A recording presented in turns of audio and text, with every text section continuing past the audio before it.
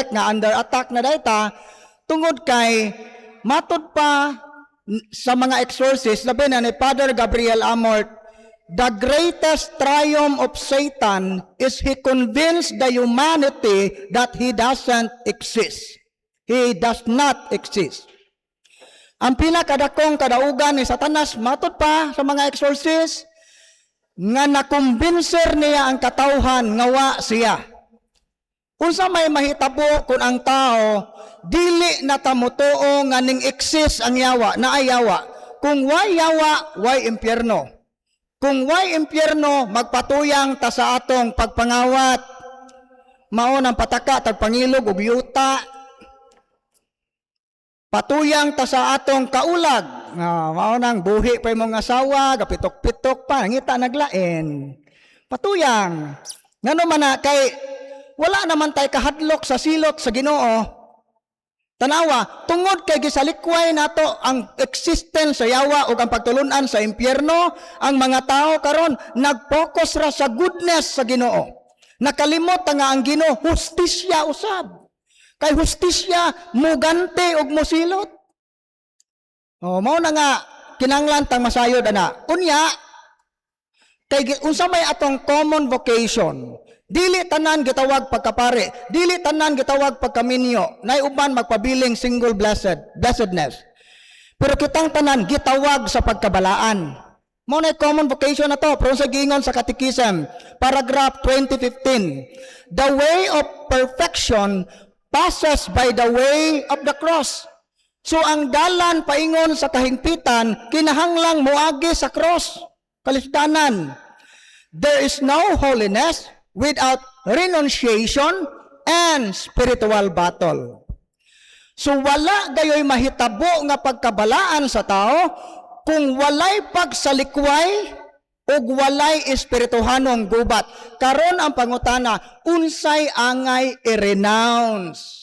Unsay angay isalikway? Sa pagbunyag nato, ato na ning gibuhat kining pag-renounce kay kung dawaton day nato ang paghari sa Dios kinahanglang isalikway nato ang paghari sa yawa. Sa pagbunyag nato og sa pagkumpirma, unsay pangutana sa pare sa dili pahimon ang rito sa bunyag, gisalikway ba ninyo si Satanas ug ang inyang mga buhat ug mga bakak nga panaad? Unsay atong itubag? Oo, Padre, among gisalikway. Pero tinuod kahang atong gisalikway. Kay durong ingog gisalikway si Satanas pero ag bata nga gibunyagan, gipulsirasan og puwa kay aron dili madutlan og buyag. Agli-minister por nga gaase sa pare o altar boy gaase sa pare nga ning tabang pagtubag nga gisalikway si Satanas, otro pog mga maninoy ug maninay ang mga ginikanan nga oo gisalikway pero nang gihabak. So kung gusto dito nga maghari si Kristo sa itong kinabuhi, isalikway nato natay renunciation nga himon, i-renounce nato si Satanas, ang iyang mga buhat ug mga bakak nga panaad. Og aron ta makadaog sa gitawag og spiritual battle. So karon mo how the devils attack. So natay kaaway di ay ang atong kaaway, the world, the flesh, and the devil. Ang kalibutan dili ang literal nga kaning kalibutan yun mismo kundi ang kalibutan o ang iyang ideology nga wala magsunod sa kabubuton sa Ginoo. Mao nay buot ipasabot ana nga kaaway na to ang kalibutan nga nagsalikway sa kabubuton sa Dios. Ikaduha na tong kaaway ang atong mga kahuyang o pagkatawhanon, kaulag, kasina, garbo, katihik, etc. O ikatulo ang yawa. So karon ang yawa di ay moatake sa tao sa duha ka paagi. Dunay gitawag og the ordinary attack. Unsa man ang ordinary attack of the devil? Mao ning gitawag nato og temptation. Tentasyon. Dito sa amo sa Bohol, dahil minister ndol nako, Brad, muundang ko pagka-minister, Brad, kay di ko angayan aning trabaho, di ko angayan aning ministre. Ngano man por, Brad? Sukad ko kali minister, but kinadaghanan kayo kog tentasyon nga giatubang, mong di ko angayan. Kay ngano man daghan pa di ay kayong mga Katoliko nga nagtuo nga kung tintalon ta makasa ta dayon. Hinumduman na to ha, temptation is not a sin. It is only an invitation to commit sin. So ang tentasyon di ay usa ka imbitasyon sa pagpakasala. Dili siya sala mismo. Ngano mang imbitaron man kasayawa, meaning wa pa ka mahagbong sa sala. Maong giimbitar. Parihara kung nag-imbitasyon o kaon, imbitaron pa dahil mo kaon, nang gakaon na. Wa pa hagdaha, kuha nagplato. Ang ngayon na imbitaron pa man itong ng kaon naman. So ingon ana, rapod na, kay giimbitar ta sa yawa, buot ipasabot na ay something precious na to. O kung sama ng something precious nga naa sa atong kalag, maunang grasya nga atong nadawat panahon sa bunyag. Diin atong gisalikway si Satanas, ang iyang mga buhat, o ang iyang mga panaad. Gusto sa yawa nga atong tunlon pagbalik ang atong giluwa o gisuka. Mauna, temptation. Unsay giingon ni Saint Augustine, the devil is like a chained dog. He can bark, but he can only bite if you go too close. So ang yawa, mura na siyag iro nga hinuktan, mupaak lang na nimo kung muduol ka.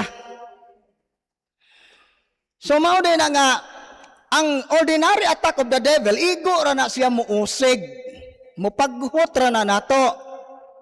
Unyang nahitabo kay, imbes kay ang yawa, mura nag-iro nga hinuktan, nga igo ra mupaghot, ning duol man ta, dili lang kay paak re gihimos yawa, kita na noy ilang gihuktan, nabali.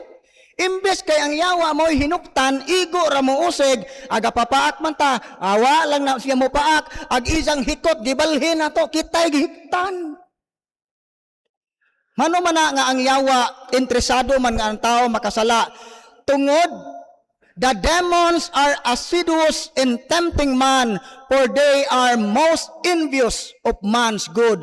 Nasina sila sa kaayuhan nga atong nadawat, kay bisan makasasala ta, nagpakamatay ang Dios kanato, nagtukod og simbahan, og diha sa simbahan na ang 7 ka mga sakramento nga mao ang latayanan sa mga grasya sa kaluwasan. Nasina sila nato, ana. Kay ang yawa di ay is a miserable creature, may kag miserable. Magwasay kalipay, sa tipok niyang kinapuro kasakit ba? Unya naabit tay, saying nga gaingon, misery loves company.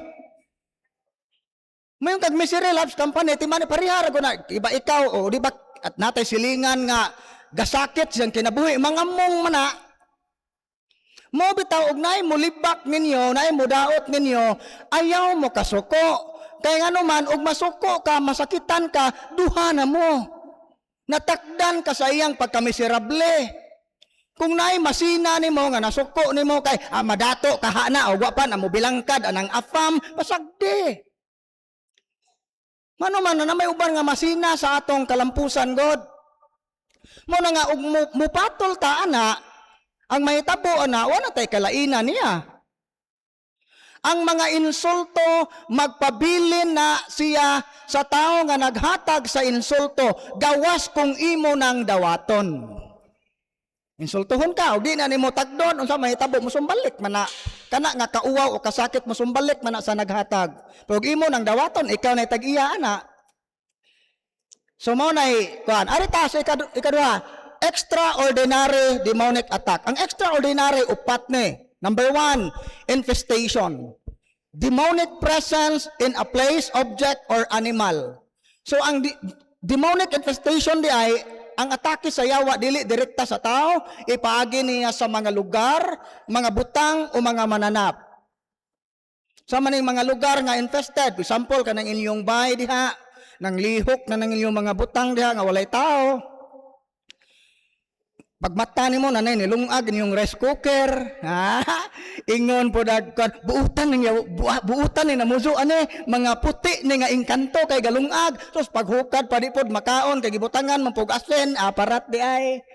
Salbahes yun ng yawa. Nga na, manglihok mo na mga haunted house.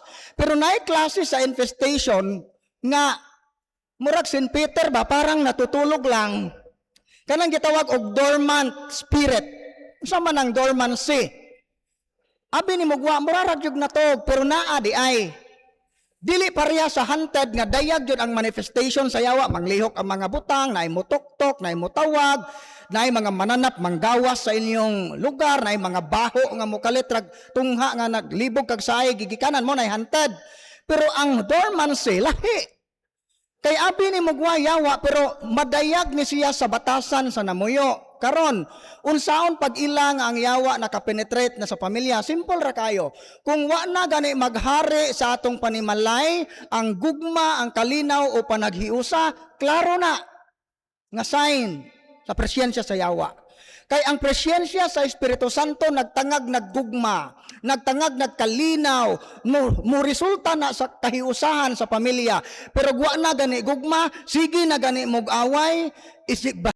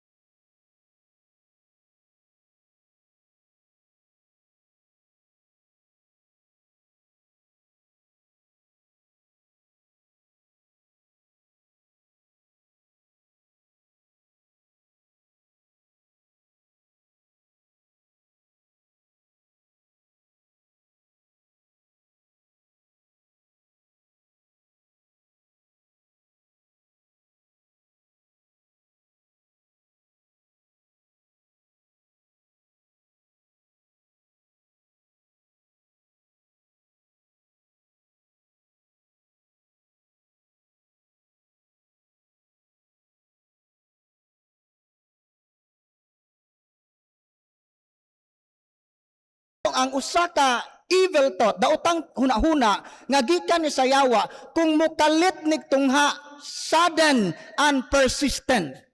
Kalit, wa planuha, unya persistence, mulungtad, mulahutay, nga bisag unsaon nimo og kanang cash out mo, dukdukon na laman imong emotional attack, mukalit kag sapot nga way rason. Nigmata sa buntag, mag-mood swing dito ba? Although naapoy, kining demonic obsession, dili po ni namo i-diagnose dito nga demonic obsession. Kaya nga naman, ang demonic obsession di ay naa siya similarity sa mga simptomas sa mga tao nga naay psychological disorder. Mo nang example ani suicidal thought, kana manawad-an nagpaglaom sa kinabuhi, without reason, kugihan ka mo simba, kalit lang kang nabugnaw imong pagtuo, nga lami na ihikog, without reason, sample na siya. Nga sunod, demonic oppression. Hatagan ta sayawa og mga sakit nga dili madiagnose sa doktor, o mga sakit bakaha nga na-diagnose sa doktor pero galibog ang doktor ngano nga walay progress pinaagi sa tambal, wala mo effect pinaagi sa tambal, kay gisakyan di ay, kay nganong di man ma-oppress. Kay magpatambal sa doktor, magpatayhop man po sa albularyo, magpatutho man po dito, nga, patuthuan man ng indong dire, nga, moingon man tong albularyo nga, ayaw kaligo, balik tulo ka adlaw ha, kay gituthuan man ka, tulo ka adlaw tong gasingo, kanay mong hukaw. No, luod God, pero usahay, agwantahon na to ang kaluod. Gusto lang talagang maayo, pero kana siya, dili din siya maayo. Dili na siya moral ba? Na financial oppression, sige mo paningkamot na mo'y mga negosyo mo kalit kabagsak without reason. Relational oppression, di na mo magkasinaptanay, gamay kayong butang, sudlay ray na kaingon, nagubot na mo. So abi ninyo kining mga tao nga obsessed pa ka or oppressed, gamay ra kayo ng butang padakon, unhealthy kanunay ang atong disposition. So once gani nga unhealthy ang atong disposition, i-amplify na sa yawa. Iyan ang pasamuton. For example, ang imong unsay sign ana nga di-amplify? Na kay bata nga nasayop, nakasa. Normal ra man gyud na nga og naay dili maayo, muriakta kay ang ato nahigugma man ta. Pero kung ang imong kasuko gani nakalimot na ka nga imo ng anak, imo ng gitungo, sa ato pa ang imong response sa kasuko ba mas dako pa itandi sa iyang nahimo nga sa iya na gyud na sa yawa. Kay kung iya na sa Ginoo, di ka makalimot kinsa ang imong gitungo, kinsa ang imong gipanghimaraot. Kanang manungo rin matigbak punta ka, gugma rin na. Napaday na gugma. Gi-amplify na sa yawa, gisakyan. Unsa karaadlaw ingana ang imong binuhatan, mayawaan so kakadugayan. Kay invitation man na sa yawa, ga-invite man ta. Karaadlaw, letseng yawa. Ang naitabo, unsa may inyong nasabtan ang word nga letse. Di ba, gatas na siya, kinatsila sa gatas. Payog letseng yawa, tambok kayo ng yawa na muyo sa inyong balay, kayo niyo manggigatas. Unya, kani siya, mulid na siya sa demonic possession. Sa man demonic possession, kanang sanib. Mao nang mayawaan na gyud ang tao. Kusgan kayo, mautro ang tingog, bae pero laki na ining gawas nga tingog. Example, multiple voices, mga nasyay knowledge sa mga hidden things, or wala ka eskwela og wala ka grado pero og mo possess gani, fluent kay mo English, fluent kay mag-inencheck, na gani taga Manila, agikan sa Luzon, ning are og Bohol, pag deliverance pa sa office, di ka mo Bisaya, pero inigreact, Bisaya katong dako og yawa. Bulanon tilitong yawa. Cebuano ba ka ha, kay Bisaya man. Pero og mahuwasan, wa siya kahibaw, unsay nahitabo niya. Mo may example. Karon, unsa may cause nga unsa may cause ani nga attack. Ang cause ani dunay mga openings. Number 1, occult contamination. Mao ni number 1. Mao na daghang nangutana nako, Brad, nganong naa may mga madre mayawaan? Nganong naa may mga lay minister, katekista o mga nag-serve sa simbahan mayawaan? Amo pong pamalandong ana ba? Matay no? Naani sila sa simbahan nayawaan pa jud. Unsa na ka nang di tigsimba diha o? Ano ba? Nag-serve God. Pero ngano man, na may mga ingon ana, tungod kay bisan di ay ning simba ta, bisan di active ta sa simbahan, pero ang atong pagtuo contaminated. Mayingon gani ka contaminated og natubig pa ka, tin-aw nga tubig pero contaminated, daghang bakterya. Kanang bakterya makita ba rin sa imong mata, maso magpwede i-zoom ng imong dispenser, kita naawon ho ning tubig no daban ni bakterya, i-zoom nimo di man na pwede. Microscope man kinahanglan ana makita. So mo na mga contaminated nga tubig ug mainom na nimo makadaot gyud na. So mo na nga ang atong pagtuo na himong contaminated, kay ngano man di ikalimod nga hangtod karon ang atong pagtuo gisagulan og tuo-tuo. Unsa may giingon diha sa Isaias 8:19-20, apan ang katawhan musulti kaninyo sa pagpangayog mga mensahe gikan sa nagpunay gyamyam o mga manalagna o mga pakisayod sa mga espiritu. Muingon sila ang mga tao mangayo gayod og mensahe gikan sa mga espiritu ug magpakisayod sa mga patay alang sa mga buhi. Giingon sa Ginoo, pamati sa gitudlo sa Ginoo, ayaw kamo pamati niining mga tawhana. Ang katawhan sigig duol to mga tawo tig punay gyamyam. Mayamyam kana na panay orasyon, Iche Kriam Porsale, Iche Kriam Porsale, Iche Kriam Porsale, ice cream for sale.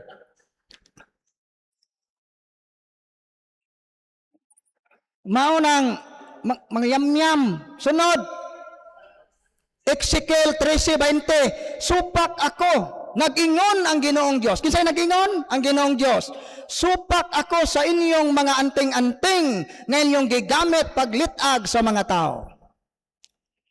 Pila ka mga nag-serve sa simbahan na ay mga yam-yam o dili ba ka og masakit magpatayhop, magpatambal to yam-yam na apadoy anting-anting.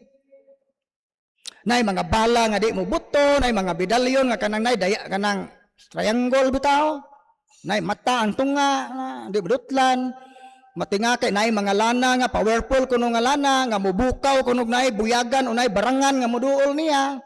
Mga anting-anting ba? Di madutlan og bala, kasagarang mga sundalo o mga manasa, mga pulis na di mahadlok makigpatay kay na may muntol raman kuno tong bala, motipas raman kuno. Napoy uban og mahubog na ang baso mo na himuong si Charon, mugara na po kayo, kaon na po bildo.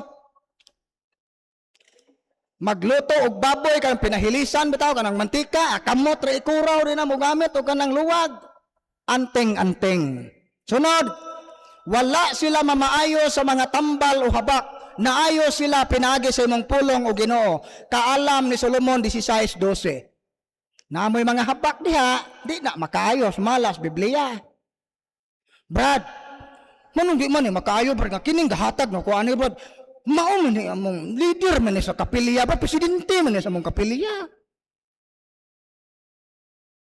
Na ko'y dagan ng utanaw, brad. Iya des yawa ng mga albularyo. Naam lagi kapilya. Naam lagi altar. Dihay albularyo nga nagsurrender hong ipangutana. Brad, aware lagi ka nga kanang inyong gahom din na iyas Ginoo. Aware ko, brad. Lang anong naman mo'y kapilya? Anong naman mo'y mga imahen sa mga santos? Tawag pa mo pare, magpamisa na inyong kapilya nga yawa man na naghatag mo gahom. Ay sos, Brad Sherwin, kung larawan sa yawa among ibutang sa altar, kinsa may magpatambal. Marketing strategy, ha? Mauna, albularyo, gaingon na ha? Albularyo. Kamo, ug mahibaw mo si Satanas, hatag o gahom na, moto di mo. Butbut ug moto. Bahala po ng klase sa kaayuhan. Nalain pa. Posible na ninyo din kay daghan ra ba mo mga umahan din 1 Corinto 10:20. Ang gipasabot ko mao kadtong mga gihalad diha sa halaran sa mga pagano. Gihalad ngadto sa mga yawa ug dili sa Dios. Unsa man mga paganong halad kanang mag-ihaw kag uges nga manok, puti nga manok, baboy nga 40 kilos kanang way gisi nang dunggan, ihawon na siya nga way asin-asin, ihalad na ninyo diha magama mo lamisa atong labi naga kanang naay kanang harvest kintay mo carrots baron o pitsay tawong diha, ilighuman sa harvest pa salamatan ang mga demonyo, mga engkanto sa kinaiyahan, magama kag lamisa palit kag malyurka, palit kag sigarilyo kay mo ihalad sa mga espiritu sa silangan, sa kasadpan, sa bagatan, sa amihanan. Unya sa may tabo. Mukuan pag ka, tawgon pag itong mga espiritu nga gabantay sa ukok, sa bagtok, pasalamat kay wa kutkuta imong tanom. Kay gingon sa Biblia, ang nagbuhat ni mga tanga, gihalad kini ngadto sa mga yawa o dili sa Dios. Mao na og gipaduguan ng inyong mga balay, og gipaduguan ay mga ritual nga inyong gibuhat diha sa inyong mga umahan. Maningil gyud ang yawa ni ana sa umaabot nga panahon. Posible di pa karon. Mao na nga ato nang isalikway. Unya Galacia 4:8-11 sa may giingon dire, kaniadto wala kamo makaila sa Dios busa naulipon kamo sa mga Dios. Apan karon nga nakaila na kamo sa Dios o karon nga nailhan na kamo sa Dios, nganong mamalik man kamo ngadto sa mga walay gahom ug walay hinungdan nga mga espiritu aron magpaulipon kamo pag-usab kanila. Kaila man ka Ginoo. Katoliko man ka, tigsimba man ka, nganong mobalik man taning mga espiritu sa agta, sa kapre, sa white lady, mga tikbalang, sa pananguban dihang mga malang mananap. Mao na may tabo, makawang. Sa gingon San Pablo, nahadlok ako nga tingali, wala lamay kapuslanan ang tanan kong paningkamot alang kaninyo. Sumao din ha. Lain naman mo tinanawan. Nga sugo bangin jo minggipanhe. Mo nang igo gitas kamaturan bitaw. Ikaduha, sinful lifestyle. Ang sala atong gihimong lifestyle. Ginormalize na nato ng pagpamurikat. Yan man, hayahay manggod nga trabaho, brad, kay enjoy na, makakwarta pa. Na, di gustong maghago ba? Gustong isimane, mamaligyan lang kag siyabo. Nga, labi na mga batanon ron, di, no, putanan po na ipipila.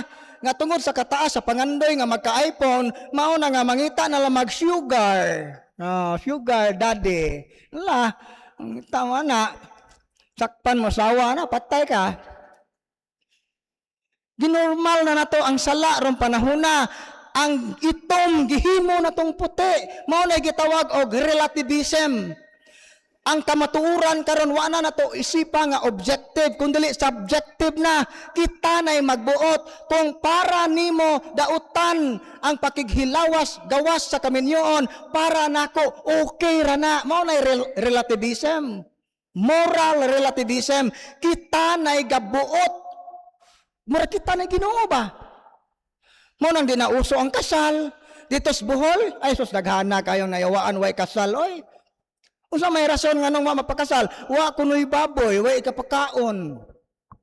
Nganong kinahanglan man mong magpakaon, brad? Daghan man kog paryente, brad, daghan kog amigo, unsa mauwaw pug ko, brad, og kanang di sila mabusog, di mahubog kay libakon mi, brad. Lain ning among lugar dire kay alibakon ka. Abi ninyo, impractical na. Kaya nga naman sa akong kasinatian, bisan pa og kanang mga tawhana, mabusog, nagmahubog taman-taman. Libakon gihapon ka. Og unsa may mangitag pikil ba? Hunit ilang panit sa lechon, gahi no, gahi. Ilang humba kay baktin dito ilang gitampa oy maggalas ay man, lata man. Tabang man ilang pansit. Why soft drinks? No, nadagang kasong reklamo. Unya ugwa gani kay wa sila ikasaway sa kaon. Mao'y birahan tong kinsay imong partner. Mao na isang bana maot magnaong. Oh. Manong maguol man mo og maot og naong nang isang bana nga ikaw ba day idog di man. Hilaptanon. So mao na no nga impractical. Ang tabo nayawaan pabitaw. Asa dihang nayawaan na naibaw mo. Napakasal. Awa na mag-agad sa baboy. Kay nayawaan man. Maadto to ning mayawaan kay aron mabalik sa Ginoo. Mao na nga di ko motuo, brad, nga mayawaan na way kasal. Kay kami na po na may katuig way kasal. O man lay ko mayawa paghuwat. Abi ninyo kana bitang moingon ka nga. Adi ko motuo kay wako kasuway, ayaw gyud ninyo hagita ang yawa. Ayaw gyud ninyo hagita ang yawa. Kay dili na gyud maihap na nga mong mga experience, mga bana nga way pagtuo, di ko motuo kay wa kasuway, pagsablig sa holy water na paso aning tuo. Mao na ayaw gyud hagita ang yawa kay ang yawa garbuso gyud.